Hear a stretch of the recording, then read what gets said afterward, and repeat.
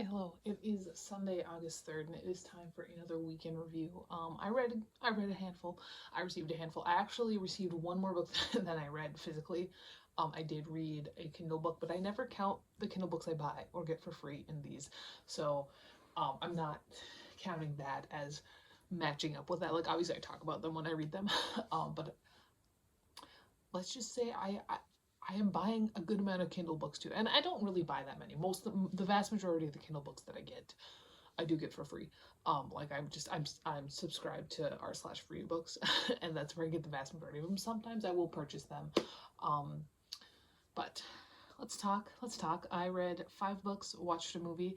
I'm still working my way through the complete works of Lewis Carroll. I am in the verses, so I've got 3 more sections of that, counting the verses, and then 2 other books that I'm reading in conjunction with that. So once I finish the verses, I'm gonna read, what's it called? It's something by John Nathan.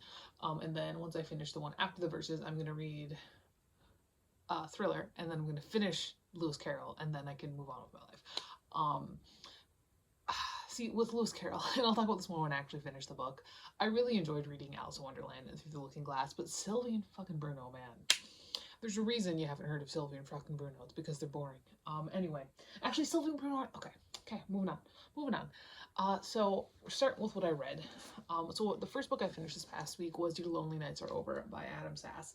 And I really like this book. This book, it took a bit for me to get into it. I mean, when we started up, we're talking, it's very, I'm not even gonna say Gen Z because Gen Z is a little conservative. I'm saying it's very zillennial.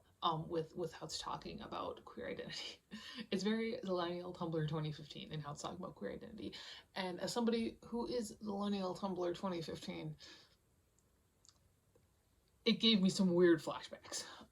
But this book, it follows these two guys, and they go to this smallish school. It's not super small. It's big enough that they've got enough queer kids to make a club about it. They're very out and proud, and that hasn't really been an issue.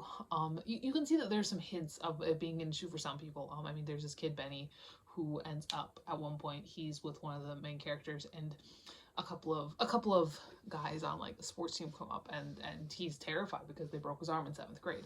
So you do kind of get the idea that our 2 main characters' life is a little bit easier for them than it is for a lot of people. They're also, both of them have quite a bit of money.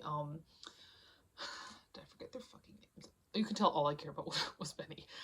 Cole is Latino, so that is something that he ends up getting, that does end up causing more difficulties for him. But Deary, you can tell, just has never had a bad day in his life. And so basically, anyway, so this follows these kids, and they live in this area where the Sandman murders happened when they were not when they were young, like back in the 70s. And it is about, so the Sandman murders, what he would do is he'd find people who were lonely, and he would text them like a warning. I guess back in the 70s, he would call them a warning, like, your lonely nights are almost over. And then he would kill them with a barbed wire necklace, and then leave a card with that whole thing, and starting up again, and everybody kind of thinks, and because it's been planted, to be Cole. As I said, it took a bit to get into this, and I do think that I could see where a lot of people would DNF around here, but once we really get into the mystery, once we really get into the killer situation, it really reminded me, honestly, I'm looking over at some of my DVDs over there. I see the DVD for the first season of MTV Scream. I really liked that show, and I kind of got a lot of similar vibes here. And again, I loved Benny. I was so scared that Benny was going to be the killer. I was so scared. I'm like, God, not Benny, please. I thought it was fun. I thought it was clever. I thought it was bloody. I had a good time with it. I ended up giving it 5 out of 5 stars by the end, which is weird. Like, you can tell that the end really had to impress me, because at the beginning was not a big fan. I was thinking like, oh my God, this is gonna be like a 3.5. No, it was fun. I really enjoyed it. I don't know why I'm having such a hard time expressing my feelings about this book, because it's like the words just don't seem to be there, but I did read it. I did enjoy it. Good time. All right, then I read a book on my Kindle. Speaking of the fucking Kindle, Ancient Legends, The World's Most Fascinating Myths by Sophia L. So this is a very short, it's like 50 pages, just about Greek mythology, uh, Norse mythology, and then Chinese mythology. And it just gives you a little bit of a rundown of some of it. Obviously, it's not all of it. It's 50 pages, and Greek mythology alone, which is the one I'm most familiar with, Greek mythology alone needs to take like several hundred pages to really get into. But I thought it was fine enough. I read it in like 20 minutes one morning. I gave it 3 out of 5 stars. It's fine. I read it. Then I watched a movie that made me bawl my eyes out. I know it's a bad movie. I know it's a bad movie. I cried anyway. I watched Clerks 3, which came out in 2022. 2022? Yes. So Clerks 3. All right. So Clerks 3 takes place where Randall and Dante do own the Quick Stop. And there's not really a video store. Like the video store is there, and like all the VHS tapes are still there. But it is now Jay and Silent Bob's dispensary. But they do, when they're selling weed, I mean, it's 2022, it's New Jersey, it's legal. They still sell their weed out front, and they're really, really like, really, really, like, suspicious about it, which is hilarious. But basically, this movie really kicks off when Randall has a heart attack and realizes he has done absolutely jack shit with his life. And so then he's like, I'm gonna make a movie, and basically he decides to make Clerks. And this movie was really inspired by the fact that Kevin Smith did have a heart attack of similar magnitude to Randall in this movie. Obviously it doesn't follow the timeline exactly because Kevin Smith had his heart attack after he'd made several movies. And I mean, he made Clerks when he was like in his early 20s. But he makes Clerks, and it was so interesting because you do see like literally everybody who was in Clerks shows up at some point, and it's just wild. Like all these little bit actors are there. It's so weird.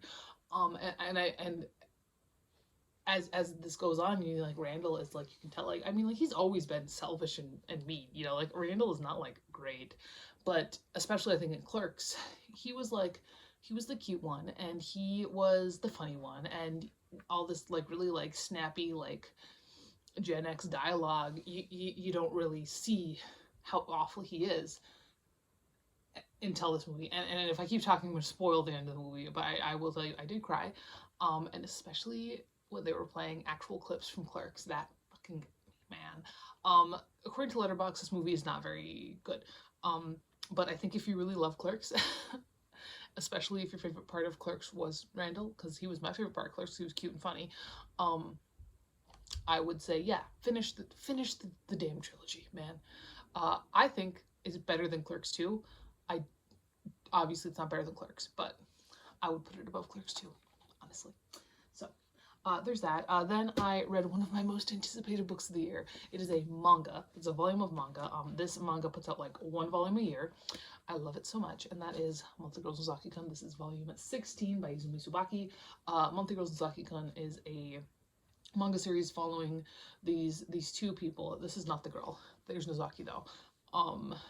There she is. There's Sakura. So we follow Chiyo Sakura, who has a crush on this bad boy right here, Nozaki. And she goes up and she confesses her love to him. Unfortunately, she's not very clear, and needs somebody to be very clear. He's like thick. He's thick.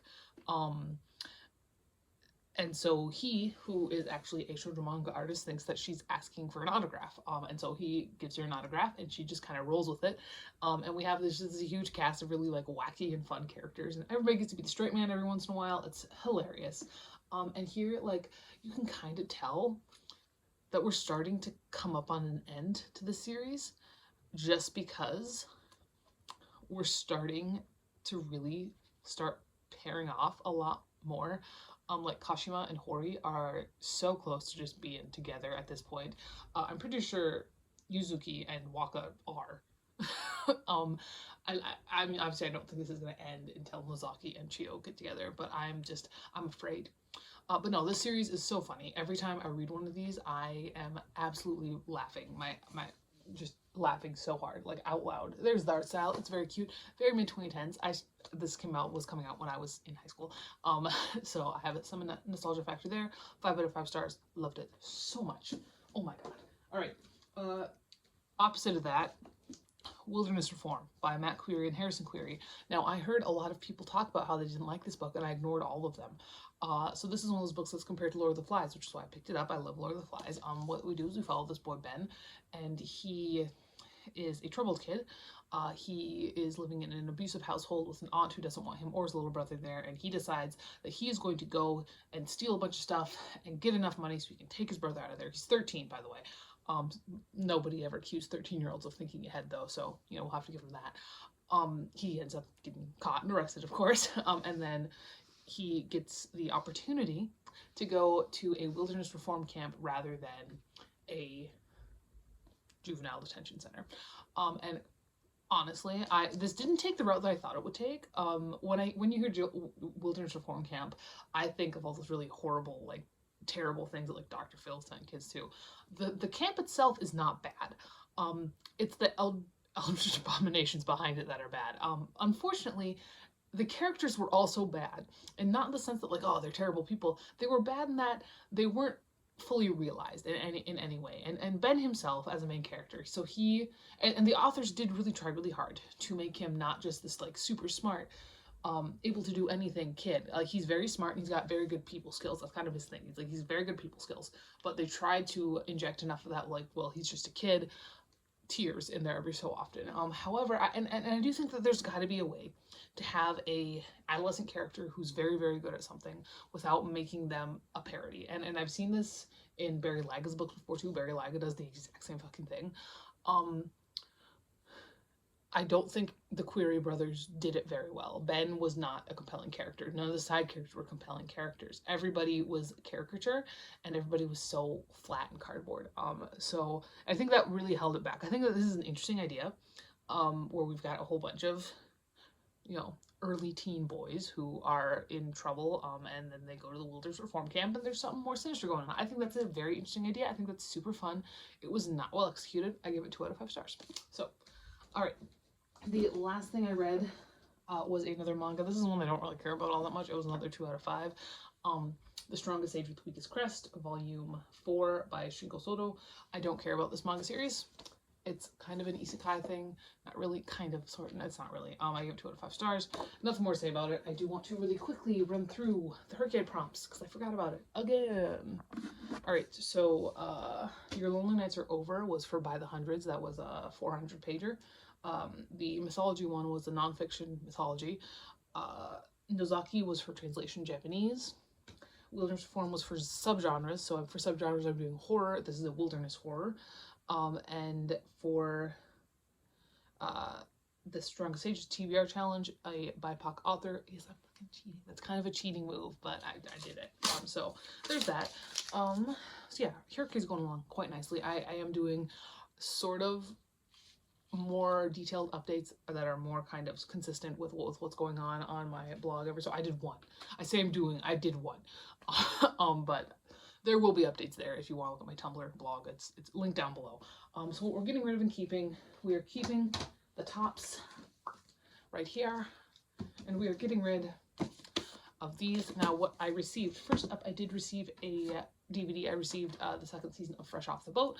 I very recently watched the 1st season in its entirety. I figured I wanted to pick up the 2nd one, so that's that. Then I have a couple of indie books here from, I forget what the channel name is. She does a whole bunch of, like, book drama stuff, which is fun. I think it's kind of fun. Like she's a booktuber. I don't think I've ever seen her talking about books. I've only seen her talking about book drama, which is kind of fun. Okay. But anyway, at the end of her videos, she does a indie author spotlight. And so I've been picking up some of those books. One of them, the most recent one I did pick up on Kindle, because it wasn't one I felt like I needed to have in physical, but I did pick up some of them physically. One of them was The Boy Who Played the Queen by C.M. Cutts, which is a Shakespearean historical fiction queer situation. It looks like a fun time, and I'm excited about it. Then I did pick up, this was actually recommended on the comments of my Dark Books video, and that is Fish by T.J. Parcell, which is a memoir of a boy in a man's prison. This is a memoir of a guy who, when he was 17, he got sent to prison for, you rob a gas station. They're always robbing gas stations. Oh, a photo man, okay. He was saying he robbed something. But it's about all the terrible things that happened to him there. So I did pick that up. and it was super cheery. I also picked up Freaks Law by Jane Flett, which is it's giving me American Horror Story Freak Show vibes, okay? And I didn't even really like that series that much, but I do love a freak show. I do love a carnival. This was actually a book. I was watching a BookTube video and someone said they didn't like this, and I was like, I want to read it. So I did pick that up. I picked up another one of those indie books that is An Insidious Inheritance by Emily West, which is a mystery. This is one that I almost bought on Kindle, but I was like, nah, I can buy it in paperback. I just thought it would be a fun time. I don't know much about it. And then I did have a pre-order come in, and that is the graphic novel of The Raven Boys by Maggie Stiefvater, Stephanie Williams, and Sass Middledge. I didn't know that I was a big enough fan of The Raven Boys to pick this up until I received it and I opened it and I was like, oh my god, this looks so fun. And then naturally, when I opened it up the very first time, I was at the back and it was immediately Adam Trauma, and I was like, oh man, it's not good. So there's that. That's a good time. Yeah, that is everything. I hope to finish the Lewis Carroll this coming week. School starts in a couple weeks, so we'll see how that affects it. It all depends on the class, man. Like my first year teaching elementary, the class was very chill and I got a lot of books read. Last year, not so much. I did like last year's class better. They had a lot more personality, but they also required a lot more attention. Not saying that I ignored the other class, but I'm just saying during work time, they needed a lot less. It wasn't even help.